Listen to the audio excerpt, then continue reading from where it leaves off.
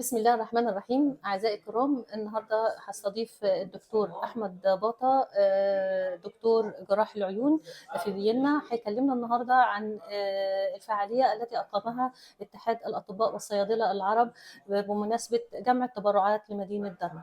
أهلا بك يا دكتور. اهلا وسهلا بحضرتك.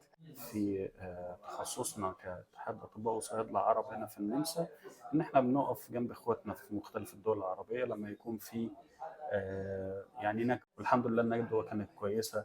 وفي الدكتوره الليبيه زميلتنا الدكتوره ربيعه قالت كلمه عن دارنا، وعرفت الناس عن عن تاريخها. تاريخ دارنا، فعلا. ودي كانت حاجه ممتازه جدا. ربنا يعافيهم، يعني انها مدينه مبتلاه من زمان.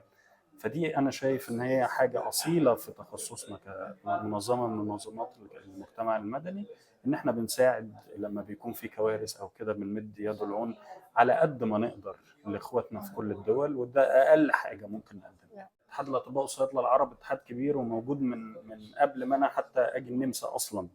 ف وهو دايما يعني سواء ليه جهود، حتى انا طريقه معرفتي بيهم كانت وهم لما كانوا بيعملوا شغلهم الإغاثي في مصر وقت أيوة. الثورة. لكن يعني هم جهودهم الصراحة في كل الدول العربية، وآخر حاجة كانت في سوريا وتركيا وقت الزلزال، كان في سوريا وتركيا. والحمد لله قدر الاتحاد ان هو يجمع ادويه واسعافات طبيه وحاجات كده، وبعتناها لاخواتنا في سوريا، غير التبرعات الماديه. شكرا لكم، ودايما في السابقين لجمع التبرعات لمساندة اخواتنا العرب في دولهم العربية. اهلا شكرا وسهلا لكم. بحضرتك.